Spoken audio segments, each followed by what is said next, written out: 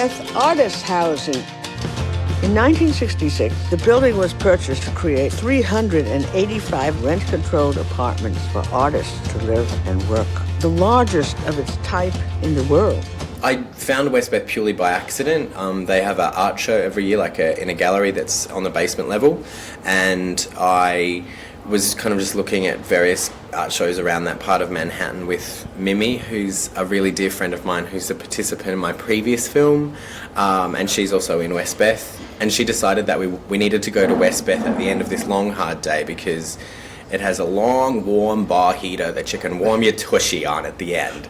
And so, so we'd been looking at galleries in the snow, and then we warmed up our bottoms in Westbeth, and all these fabulous, colourful people just kept walking past us in the gallery, and I thought, this place is so visually evocative, it warrants a film.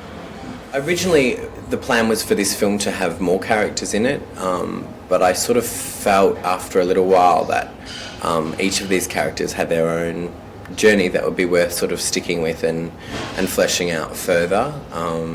In particular, Dudley, during the course of the year, we see him talk about the past, we see him talk about the future, we see him rehearse for a major dance work, we see him dance it, we see him teaching his students, and then he even revisits the home that he grew up in. So there was a lot of material in that 1 year for him.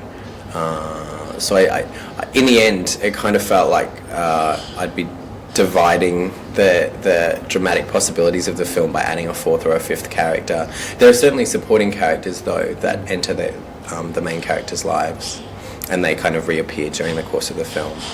I wanted the audience to go in and think that they had all sorts of preconceptions about what it is to be elderly, and to have a lot of those blown out of the water by the end of the film. Because I guess I went to the film with a lot of preconceptions about what it meant to be elderly. Somebody asked me the other day, it's so nice of you to go visit these elderly people. They don't have many people going to visit them, I'm sure, and that was quite an erroneous claim. I remember a couple of times arriving and going straight to Ilse's apartment, and the first thing she said to me was, I'm so glad you're here.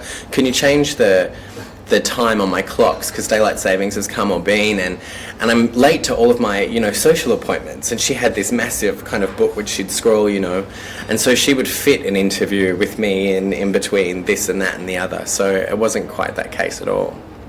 Obviously, Dudley is no longer with us, and he had wished not to see the film until it was finished. So that unfortunately means that he hasn't seen the film. But a lot of his kind of family and friends and community came to see a secret screening of it that we had at Westbeth, and the other two participants were there, and it was pretty joyful. I think Ilse in particular, I think, found it really quite moving that at this time in her life somebody had come to record a year and had cut it together and told parts of her story. And Edith, I think, just from as a filmmaker, I think she appreciated kind of the colour and movement of it, because it's quite a colourful film. I think people assume it's lots of people sitting in chairs talking about the past, but these are very vibrant elderly people who are out and about and really living life for all it's worth. Welcome, Dudley Williams. This man has danced around the planet and back again. Until I can't dance anymore, I don't see why it's time to turn over my toe shoes. And the film has been edited, 15 to 20 times. It was a long time coming to try and sort of get the balance and weaving the stories together the way that it has been. Two wonderful editors worked on the film, Cindy Clarkson and Peter Caradis, and they both brought very different things to the table. And there were moments in all of the rushes where the characters kind of stopped midway through a sentence and said, oh, thanks for doing this, by the way.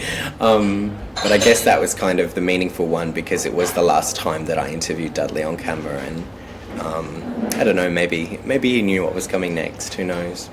So the plan is certainly just to get through this screening as part of Sydney, and then see what happens next. There's a word that the film's going to MIFF, which is great. It means I'll get to screen it in my home city. And then hopefully sort of towards the end of the year we'll be screening it at locations in the US, and ideally in New York City. So there's been a bit of interest, but we'll just kind of have to wait and see how it all pans out. I've been doing a bit of writing, so I'm not sure what sort of form that will take, whether that will become a feature script or whether it might be a book.